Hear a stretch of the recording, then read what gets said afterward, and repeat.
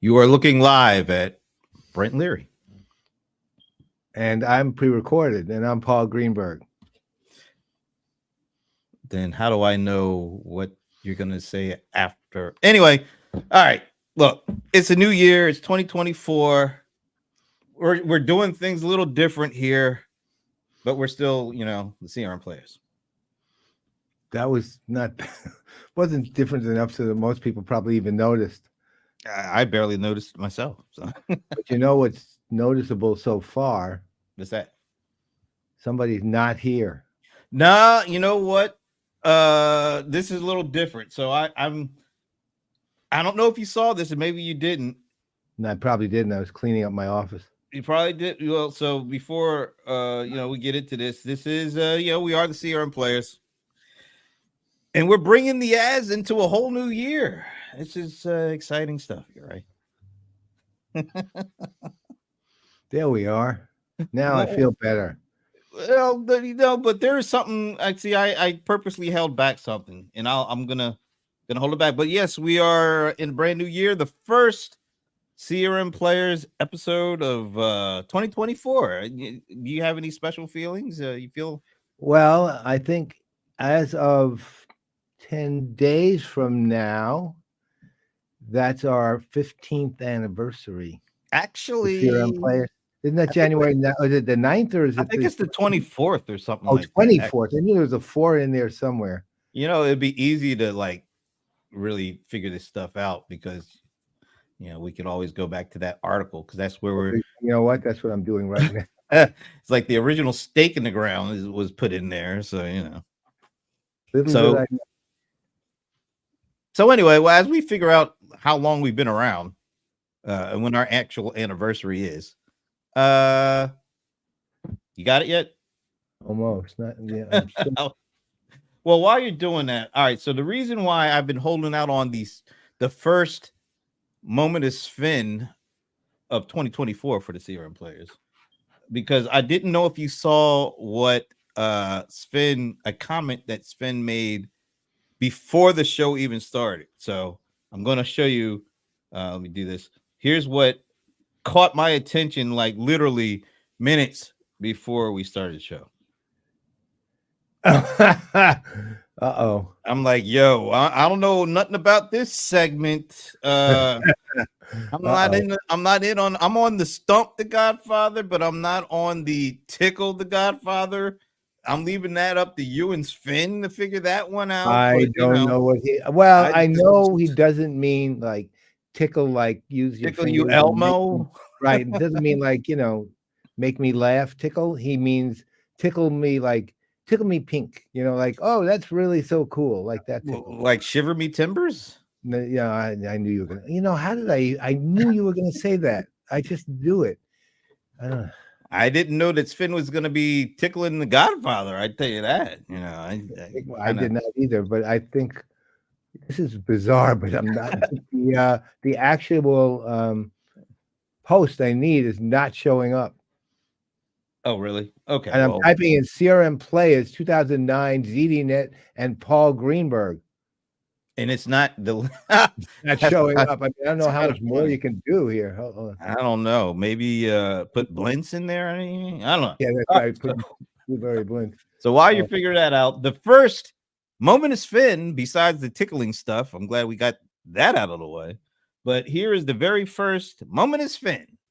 All right, let's see. 2024.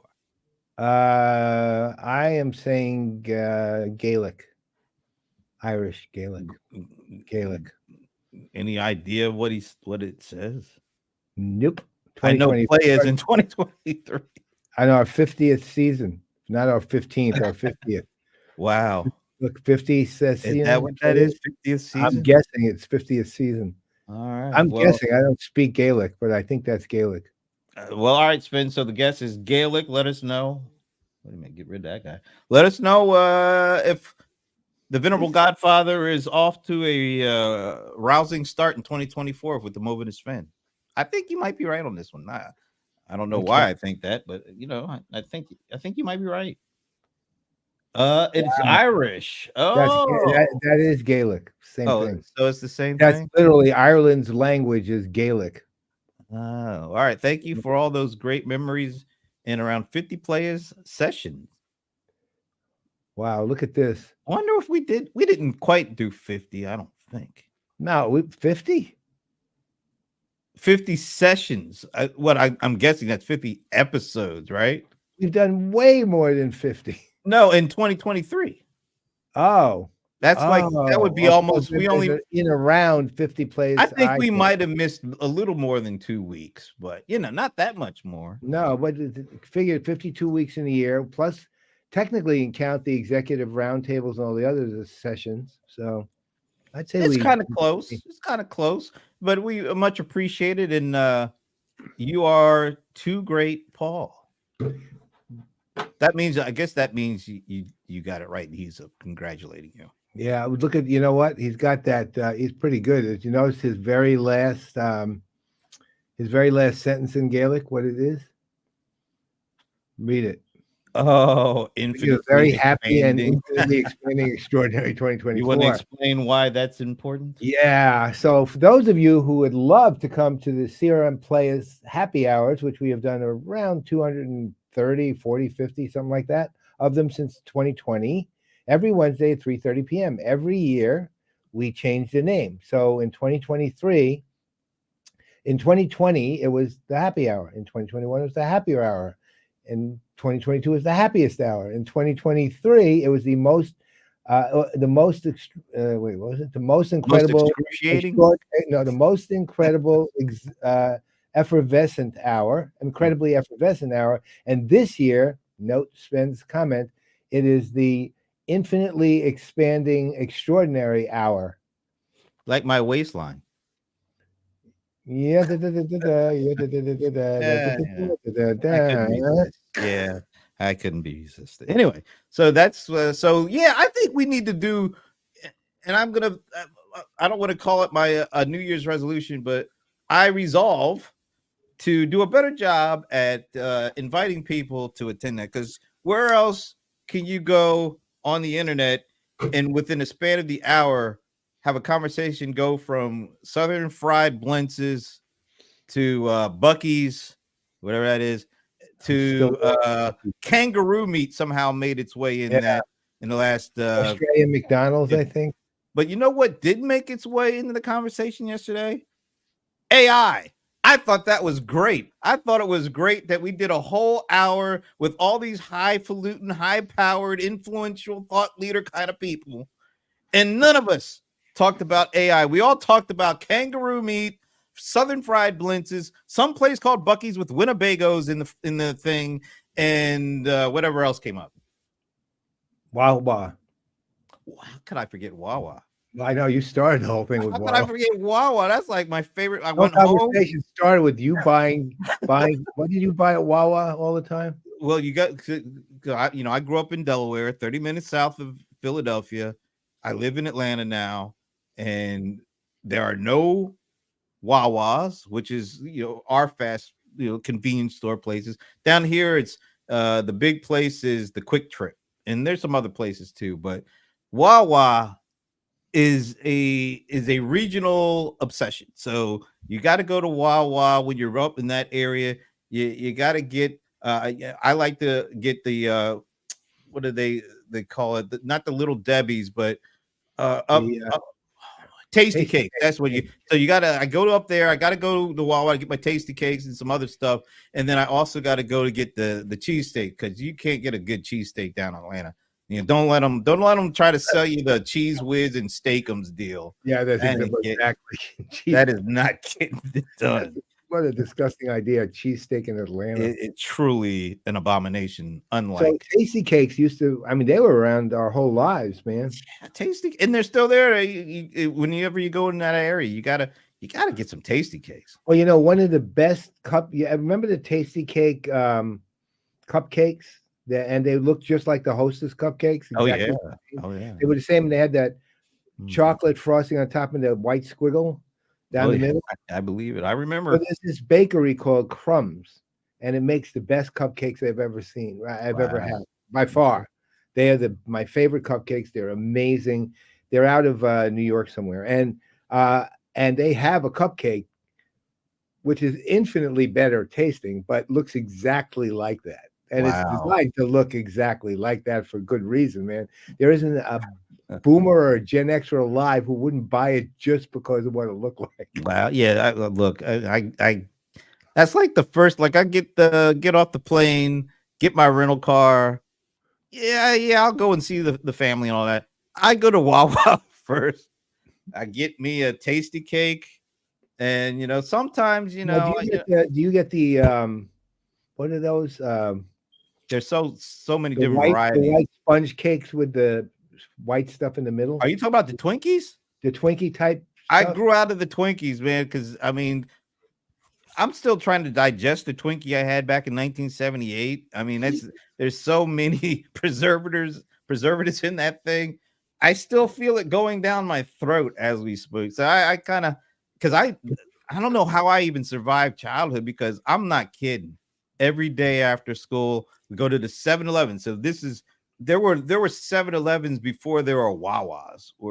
So 7-Eleven was in walking distance from the elementary school. We would always go from the school to the 7-Eleven, and I don't even know where I got all this money from, but I would get 2 Twinkies and a Coke. Now, can you imagine how much sugar is in Oh that?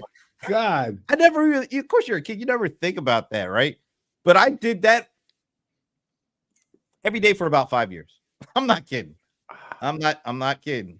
I don't know how much sugar I ingested when I was a little kid. I got to go to the bathroom and throw up. So I cannot. I can't even look at a Twinkie anymore because What do you eat? Do you eat the cupcake one from Tasty I Cake? love the cupcakes, and I like because they have the ones with the white icing and the black strip, and then they also have the black icing and the white strip. See, that's the only one I've ever seen. I didn't even realize they they're white and black rather than the black and white. Oh yeah, they do that. They do. And then they have the crumpet. Oh yeah, the crumpets.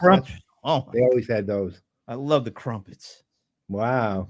I remember there was a song when I was a kid about them. It was so much good. So much good. Wait, tasty cake. Wait, we went so much good. It's good for your tummy. Tasty cake and pie. And there was so much good and yummy. Tasty cake and pie. I remember. I don't remember that song. That was a commercial that they ran incessantly in New York. Oh, okay. I don't remember. I would remember something like that.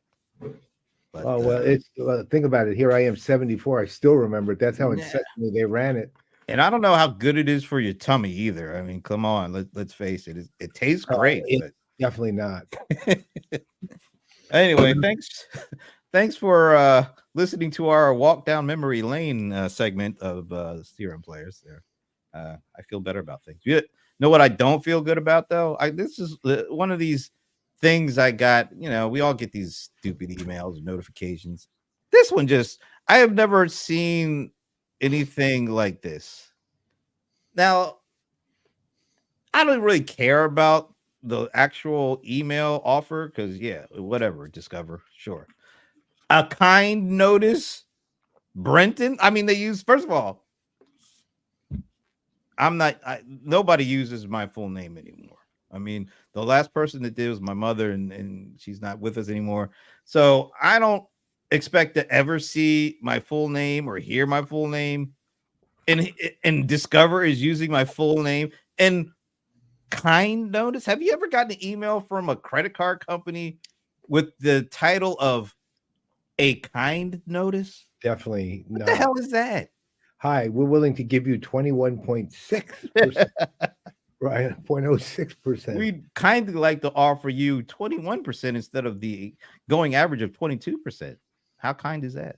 Oh my God, that's the kindest thing anyone's ever done for me. A kind notice? I know. What the hell? Well, I mean, look, what can you do? Auto generation is auto generation. And you know what? It's not going to solve that either. Gen AI? Yeah. Not going to solve that same either. Not going to make it may be more personalized, but it's not going to be any better in terms of the stupidity of the author. I don't know, man. That was bad. I don't want to see any more kind offers. Put it like that. All right, so just want to extend and make sure that we invite more and more people to the happy hour because I think it's a good time.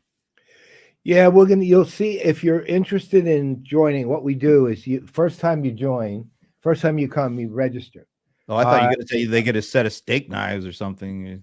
Well, we can do that too. Or you know what? You have some camera equipment. I swear to God, anything we can do to get rid of it. And a lot of USB cords. If Right, we can give you XML cord. Or we can give you, I mean, XLR cords. We can give you anything you want, man. Just come to the happy hour, please.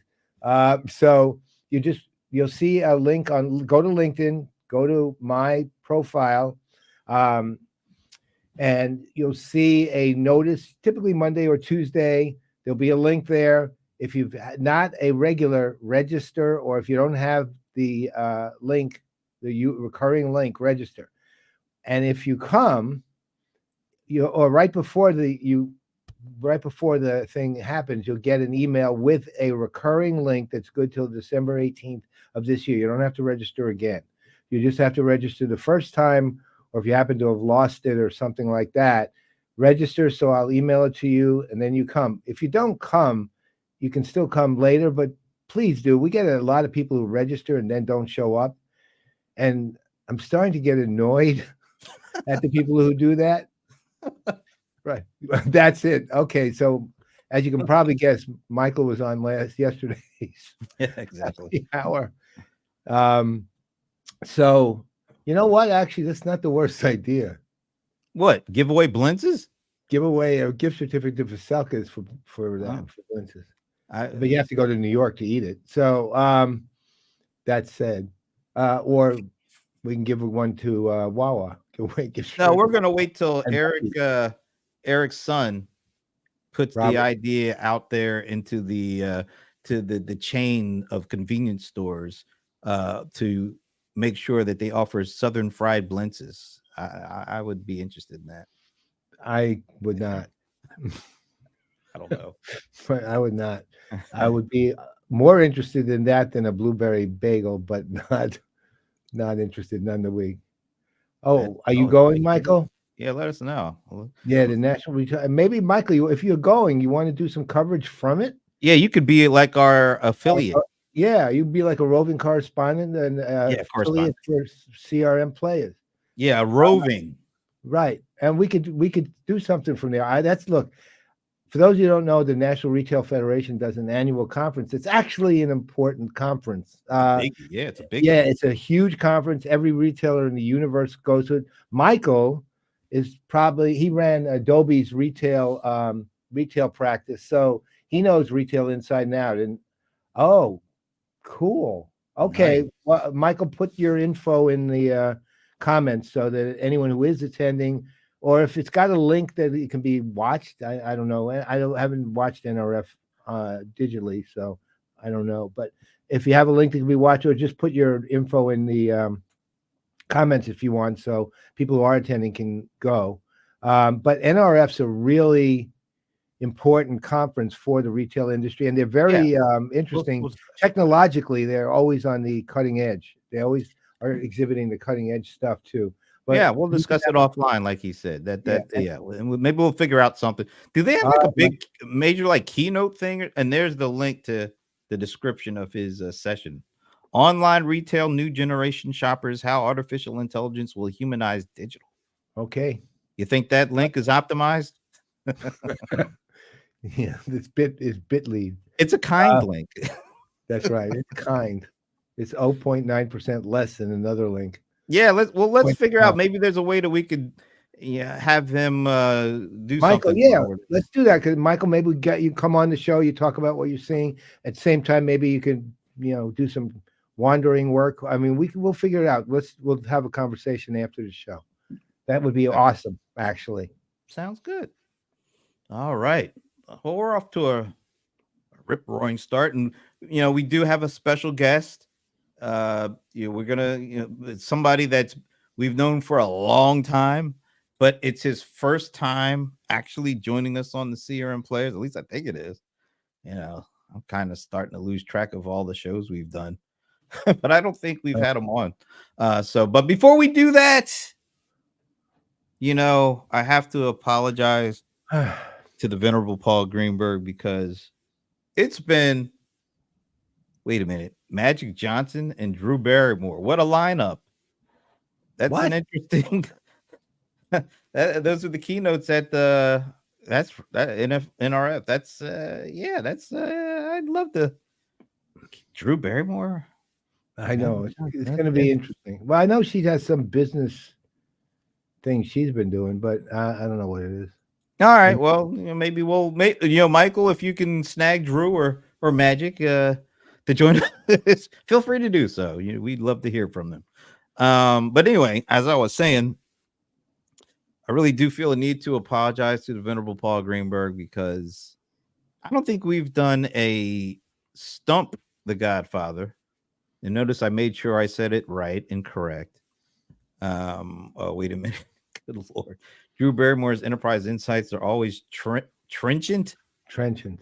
I don't even know what that word is. So, leave it to the best way. I mean, I won't give the definition. But just because John's sentence alone kind of tells you the definition if you can put it all together. Well, I can't. So could you please put it together? No. Just meaning that. Let me rephrase it. The tone of John's sentence kind of put John's sentence is, let's call it ironic. All right. Trenchant means if you got to define trenchant, it would mean something like crystal clear.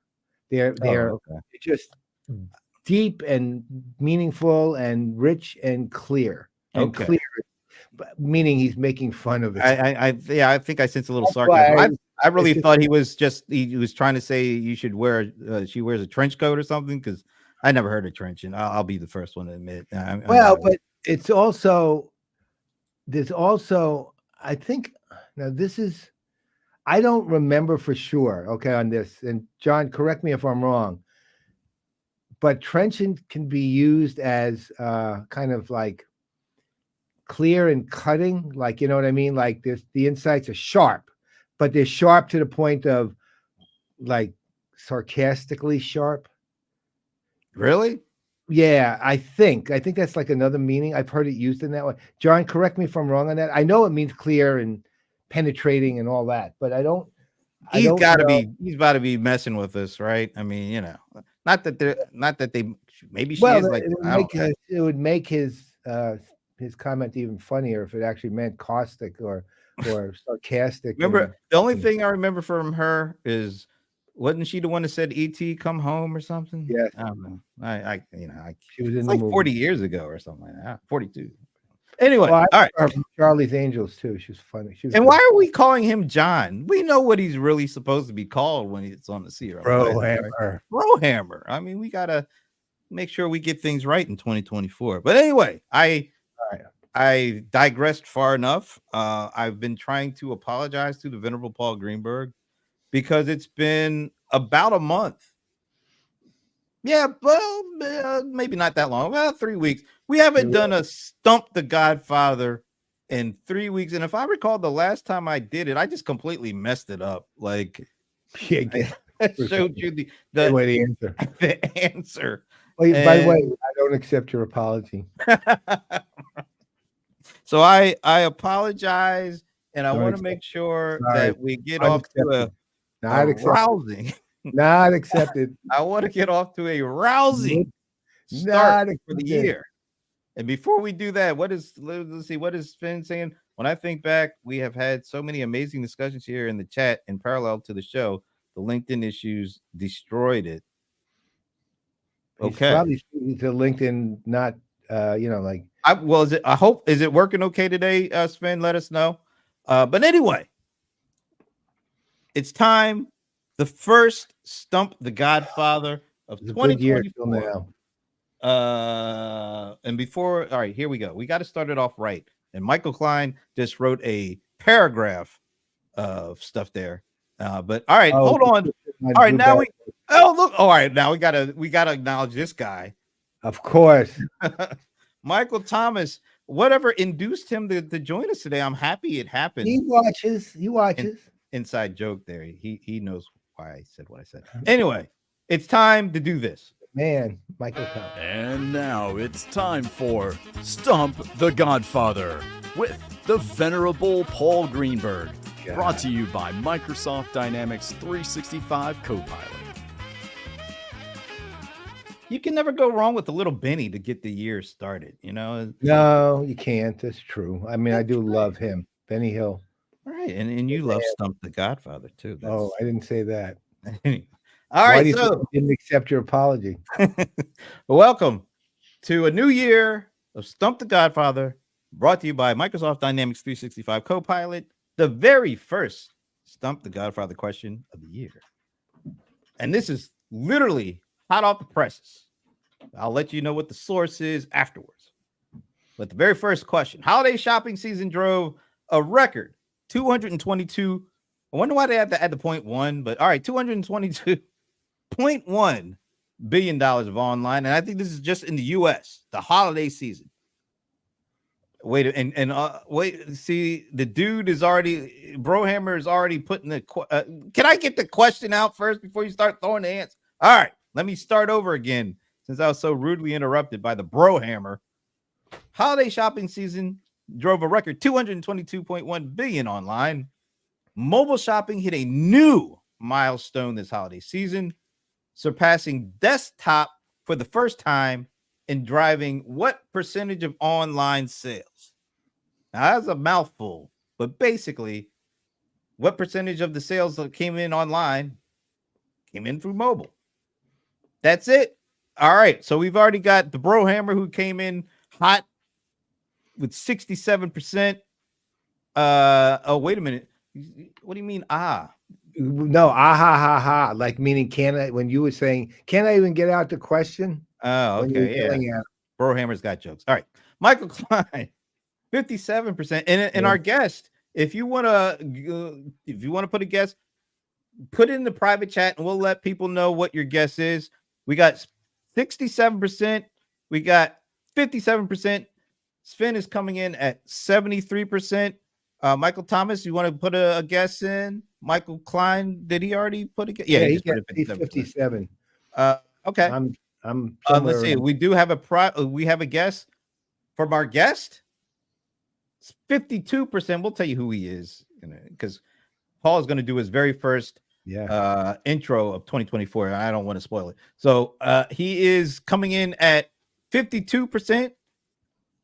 Oh, Jeff Webb is coming in. Wait, so we got two. Hey, man. Happy 2024 to you. So he's coming in at 52% I solved. All right, Michael, stop trying to get ahead of the game here, buddy. you'll find out where the and Michael, if it's Adobe, you'll win a free play to Blintz's ad.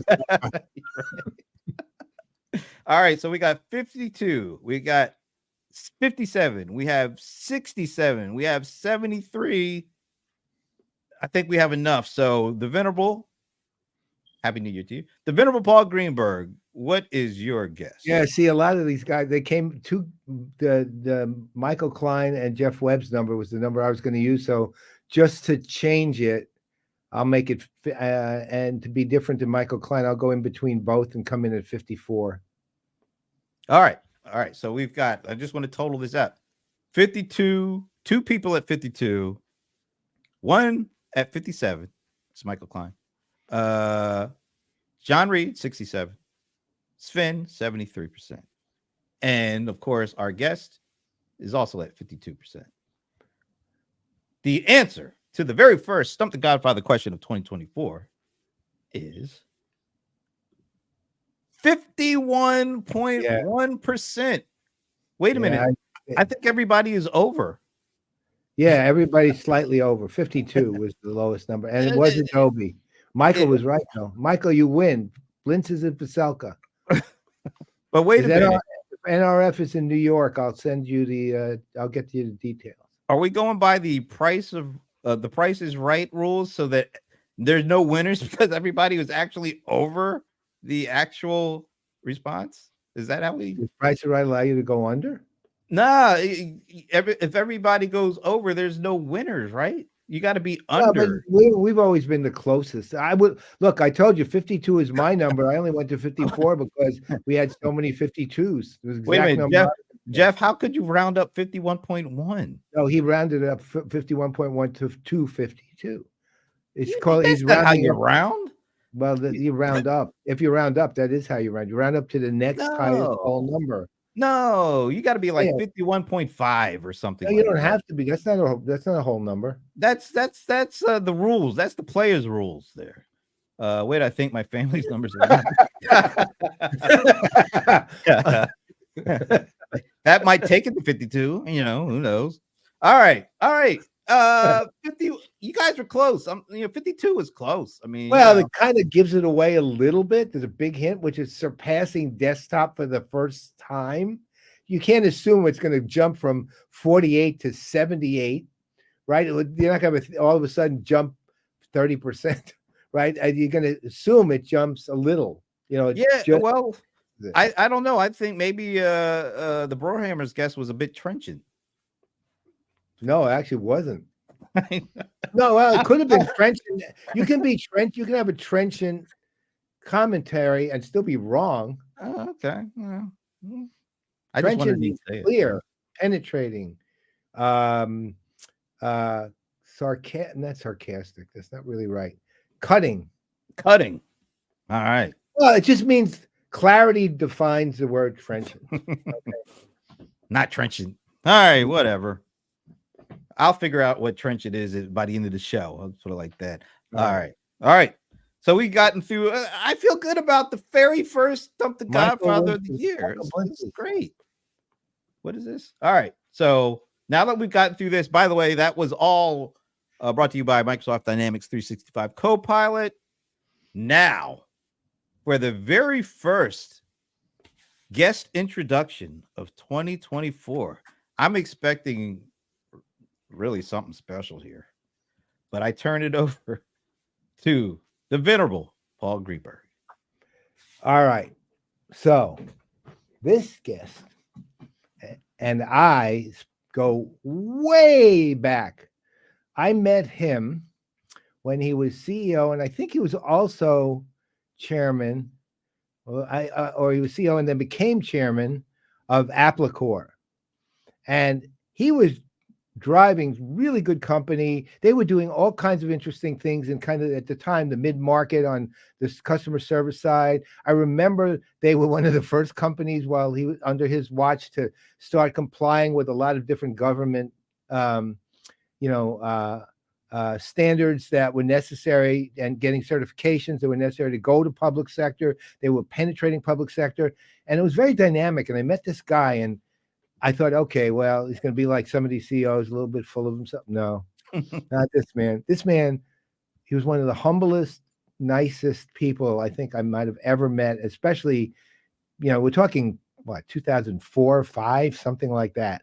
Not only that, but we sat down, we had conversations from then on, and every single time, and I am not exaggerating when I say every single time, I learned something new from him. And whatever it was, it could have been an insight into our industry. It could have been about a government certification that was necessary for a company doing what he's doing. And I had no idea it even existed as a need.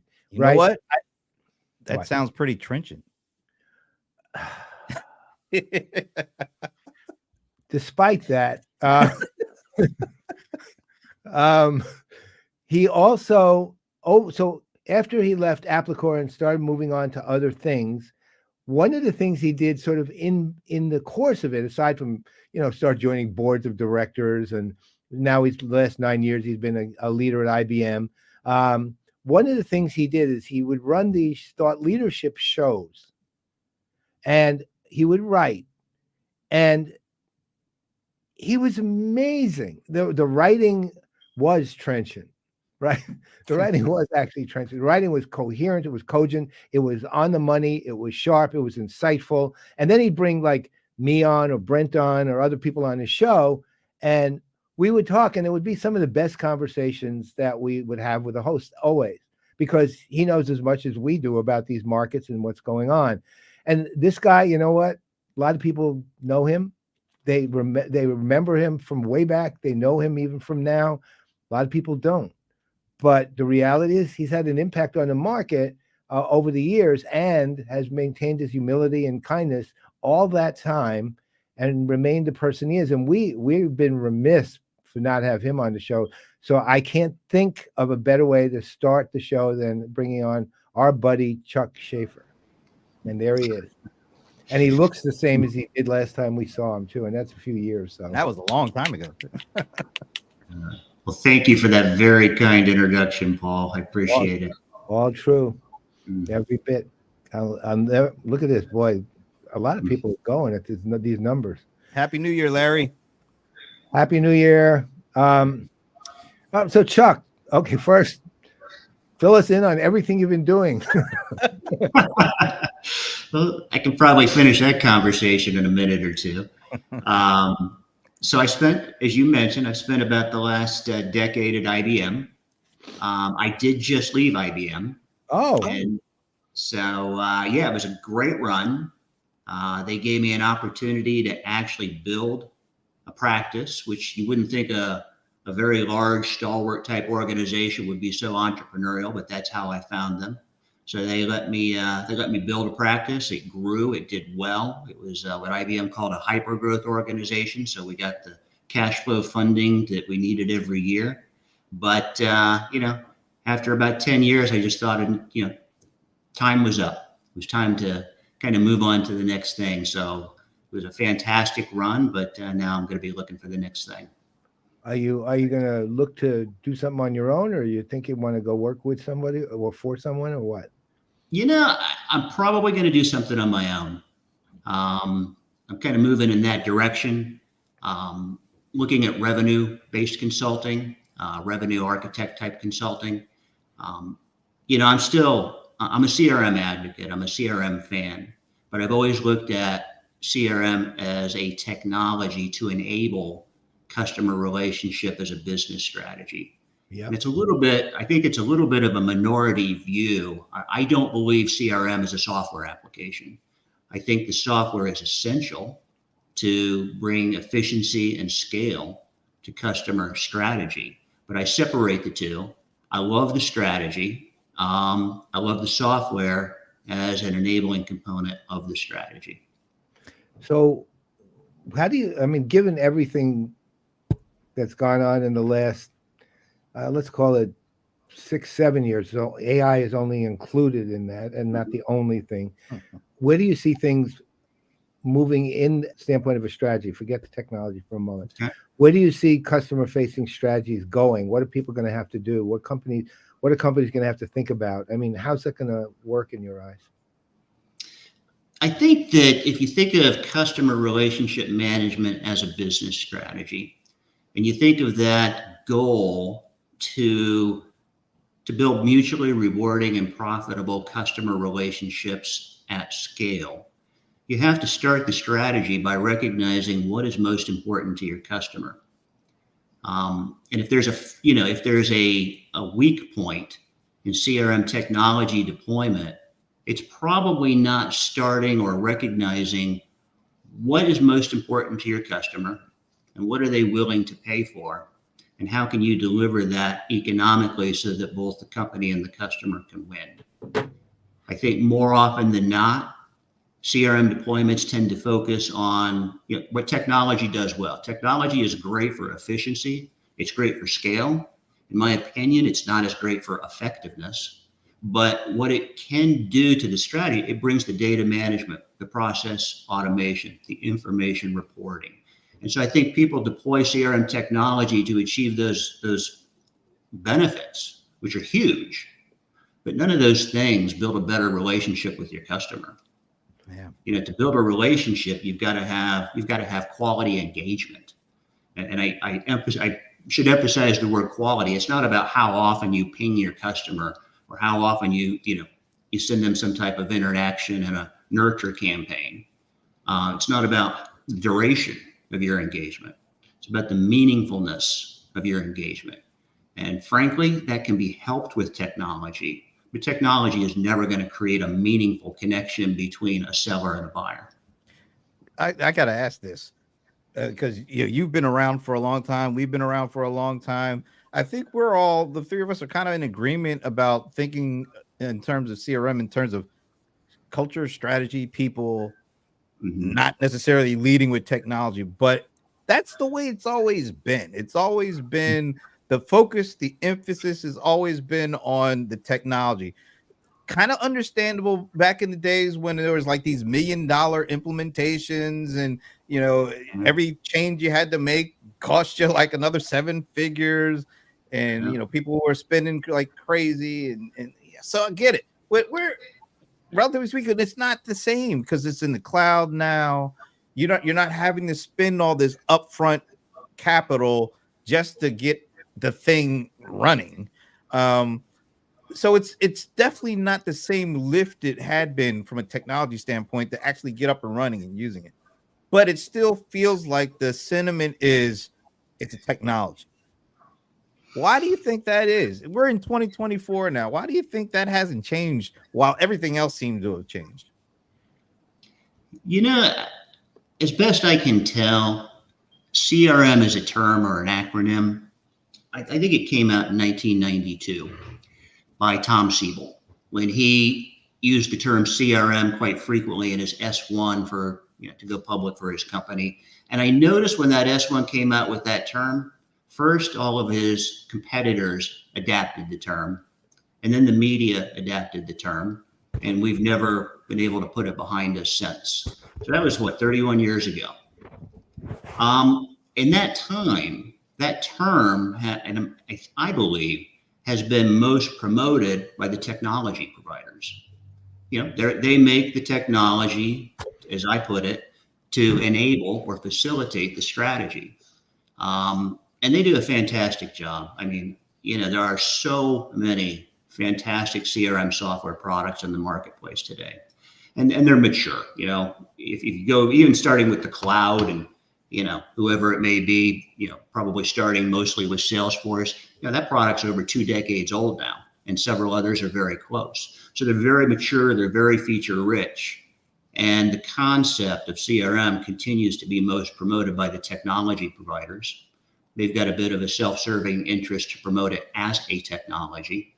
And not that they discount the strategy. I don't think they do. I just think it's not in their wheelhouse, and it's not in their economic model. They're in the strategy, or excuse me, they're in the technology business. They partner with strategy providers or GSIs or value-added resellers or whoever they partner with to bring that component forward. And I don't think those partners are giving the same promotion to the CRM as a strategy as the technology providers do CRM as a software. Well, to your point, I think it was, I don't remember, it was years ago though, right around when E2O kind of went away, and social CRM started to go away. I remember realizing no matter what, because I'm of the same original school that you are, and that all of us are really, which is CRM. Yeah, my original definitions of CRM was a business strategy, philosophy, blah, blah, blah. At a certain point, I realized no matter what I did, no one was going to, when I said CRM, no one was going to listen to business strategy or philosophy at all. As far as they was going to, oh, you mean Salesforce? Oh, you mean Oracle? Oh, you mean, that's what they saw it as a system. They saw it as technology.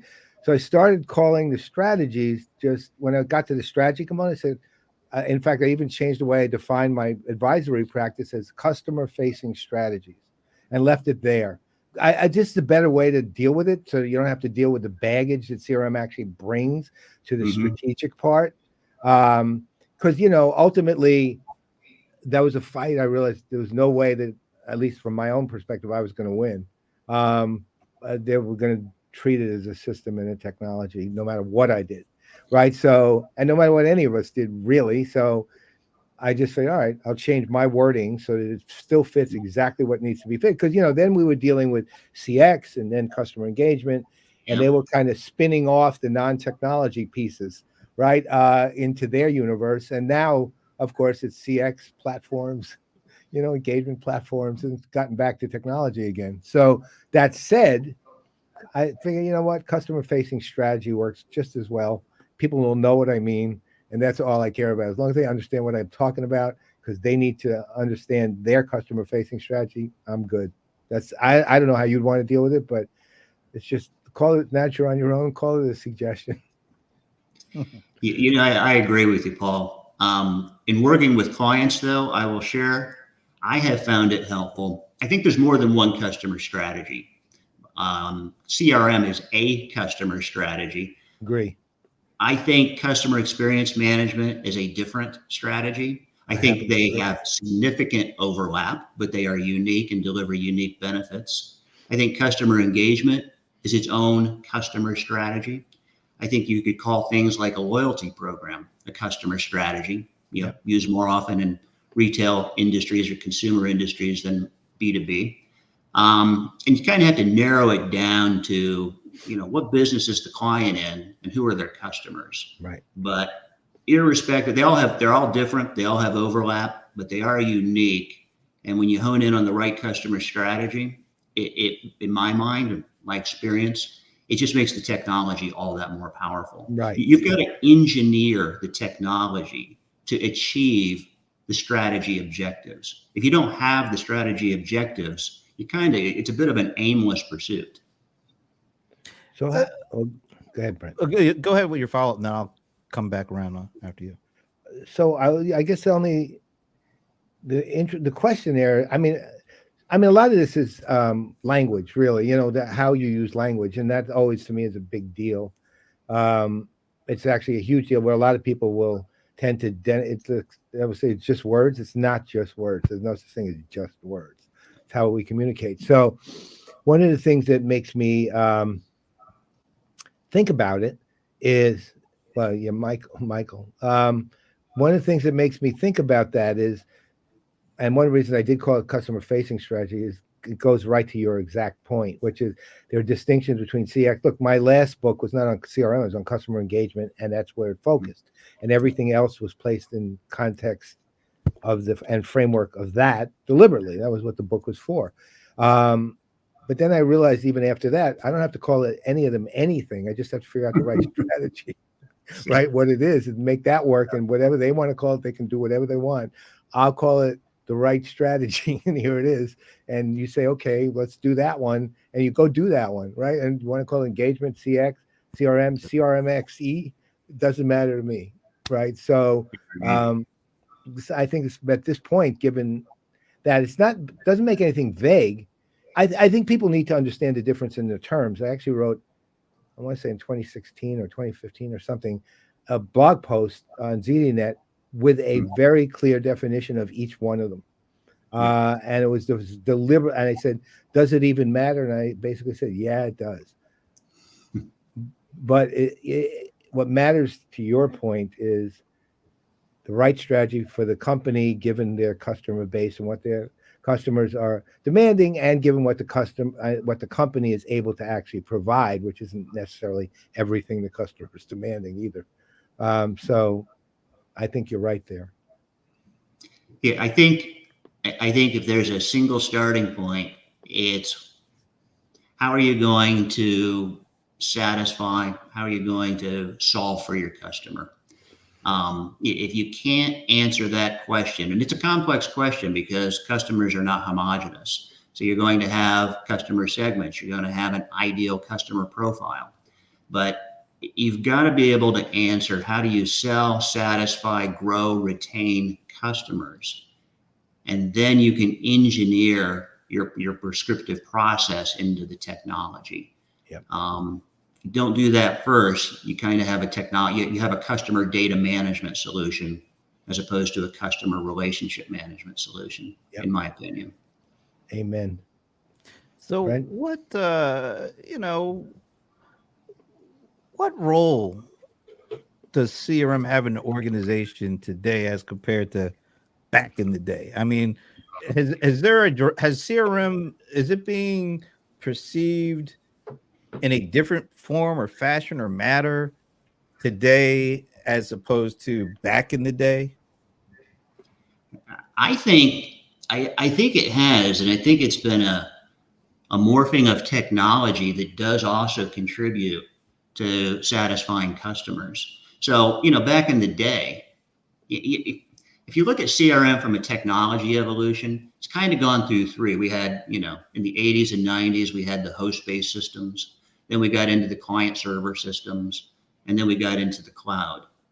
And all three of those architectures kind of followed the same path, where these really innovative best-of-breed solutions would come out. You'd get a really cool Salesforce automation system, and somebody else had their focus on customer service, and somebody else had their focus on marketing. And each of those had some, sub-focuses, if I use that. And then two of them consolidated, and then they all consolidated. And then with the cloud, we got into the whole platform play, where it's a platform, and it's got these massive ecosystems of integrated and available products, sort of snap-on products. And with that technology evolution, I think CRM went from being departmental to being enterprise. So the platform is across the enterprise, and that's fantastic because, as we all know, the customer doesn't care whether they're talking to a salesperson or a marketer or a customer service or an engineer. They just want an answer, and they expect the company to be organized. And to do that, the company's got to have that enterprise look at the customer. So I think the platform solutions have really helped in that regard. And I think that's something we've not seen before to this point. So who's LinkedIn user? I don't know, but I would love to get your take on this statement. I don't know who LinkedIn user is, but CRM is now just a method to a madness, whereas in the past it was a strategic. I almost feel like, I don't know. I don't agree with that. That sounds a little backwards to me, but maybe. What do you think, Chuck? That's an interesting statement there. It's an interesting statement. I probably would look at it a little bit differently. When I see the phrase method to the madness, it kind of makes me think of you're trying to achieve a method for an objective. And to me, that sounds piecemeal. If I'm the sales manager and I deploy CRM, what am I doing? Well, I'm forcing all my sales reps to enter their sale opportunities so I can get a pipeline report. And the pipeline report is essential. It's mission critical. It's not going to do anything to satisfy a customer. It's not even going to help the salespeople sell better or more effectively. But when I get past those individual pain points and sort of point solutions, and I get to the platform and the enterprise type application we just discussed, that's when I think it becomes incredibly strategic to the company, not to a departmental leader, but to the company. And at that point, the customer is better off. Well, and to your point, look at it take it at its purest and most minimal form, meaning it's just a technology form, meaning it's operationally necessary.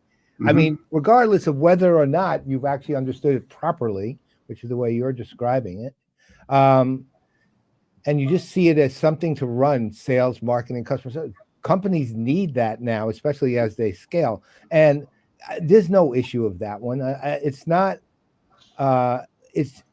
That's what it becomes strategic because it's necessary.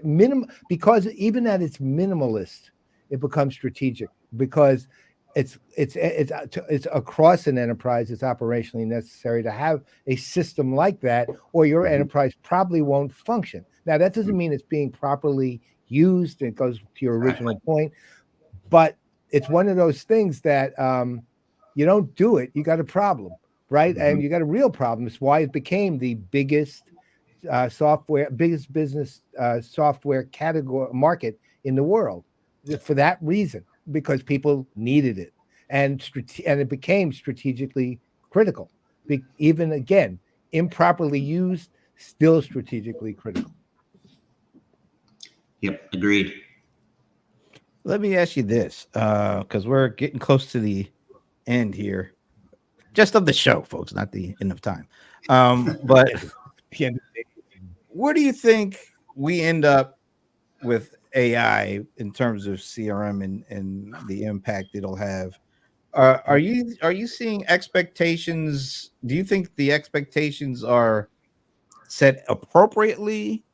Are they set too low? Are they set too high? What do you think the where we are, where we should be, and where expectations should be for how AI will in the end up impacting all this stuff we just talked about with CRM and customer engagement and CX and EIEIO and trenchant, whatever you want to put in there. I think AI as a technology is going to be like every other technology that, in that our expectations are too high for the short term, but probably too low for the long term. Mm. From a CRM perspective, I think AI is the single greatest technology that is going to help us move from customer data to customer relationships. If I look at, I would say the last big innovation within the CRM application space prior to AI, in my mind, was probably business intelligence, predictive analytics, that kind of thing. And there was a lot of hype around that. And the tools that the CRM providers came forward with were fantastic.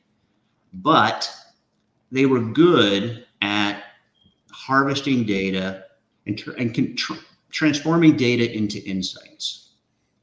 And I go back to, if you think back, I think it was Sir Francis Bacon that was credited with the phrase, knowledge is power. I would actually suggest knowledge is not power unless it is acted upon.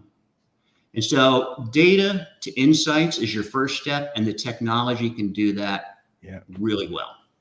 But then insights have to be turned into actions that generate outcomes. Yep. Technology hasn't done that to date.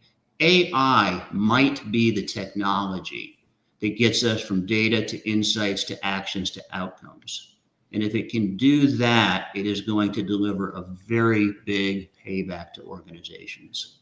Well, it's interesting. In German critical philosophy, there's a Hegel and Kant and the others have this difference in thinking between. There's a difference in understanding and knowledge, right? And understanding means intellectually you get it, but you don't necessarily. I mean, I'm oversimplifying here, but you don't necessarily do anything about it. But you get it. You get the fact that this is happening, or this is what it is, et cetera, et cetera. Meaning, you have the insight, but until the action is taken, it's not even knowledge. It's only knowledge when the action is actually taken and the outcome occurs. Then it becomes knowledge, because it's an active use of a human being's time and efforts to realize, understanding, right? And so it's literally a hardcore principle of German critical philosophy that understanding that difference. Kant used to treat it in terms of freedom and necessity. Somebody would say, well, how can I be free if I have to act, if I constantly have to do what's necessary? And you know what the answer was?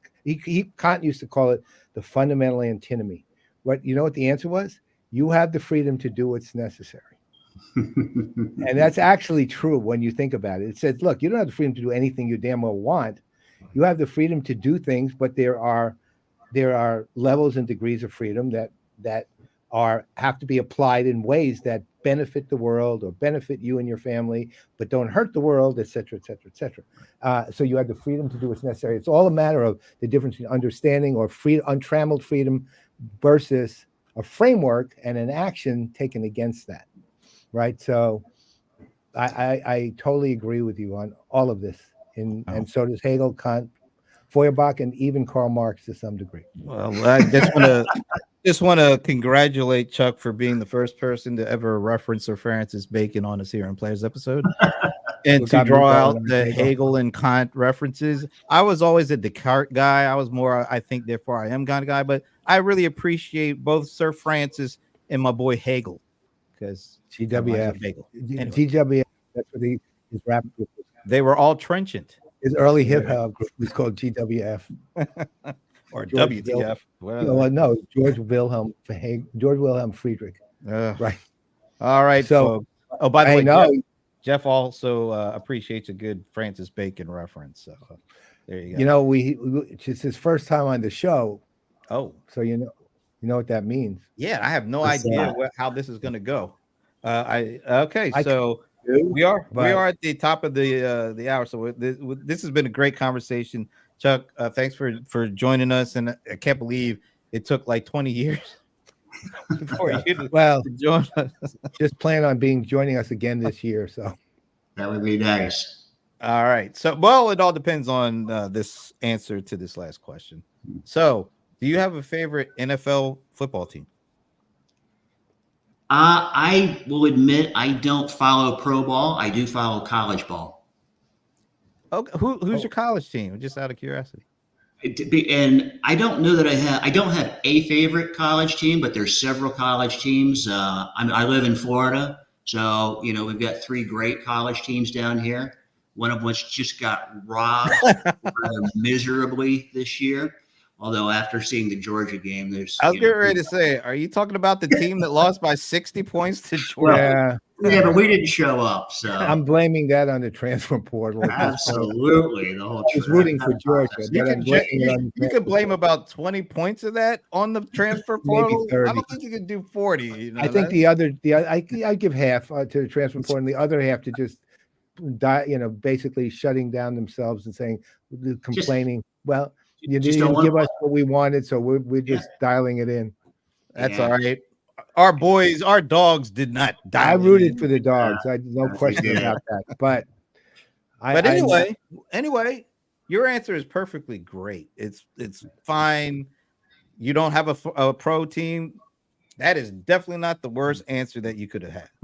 There's only one answer that's wrong, and that's the Patriots. And they're so bad, it's really hard to even bring it up anymore. They're that bad. To Bob's point, Bob's absolutely right. This is I almost kind of feel bad, for the Patriots this year, but then again, I really don't. So I don't either. Nope. But Chuck, this has been great. Thanks for joining us, man. And as Paul said, definitely now that we got that question and answer out of the way, we'd love to have you back some point in time. Maybe once whatever you get a chance to figure out what your next move is, let us know. I mean, if people want to reach you to talk to you about some advisory work or whatever, how do they do that? I actually just set up a LinkedIn page at Johnny Grow is the new company name. What is it? So that's a great place to reach me. I'm going to be putting out some research-based insights there, some of my published writings there and the like. Well, say that again. Can you spell that out? What is it, Donnie, bro? Johnny Grow. Johnny Grow. JOHNNY Grow. GROW. Yes, GROW. Okay. All right. So Johnny Grow, they can Google Johnny Grow and they'll find your site. Or it's just johnnygrow.com. Okay. You could have done Johnny Be Good too. That might be Johnny Be Grown. Johnny was a nickname. Grow, Johnny Grow. Anyway. Right. Grow, Johnny Grow. So on behalf of Chuck Schaeffer, I'm Brent Leary. I'm Paul Greenberg. We are the CRM Players. And although it's a brand new year, we still end with the one and only Minnie. Hey, Minnie. See you next week, Minnie.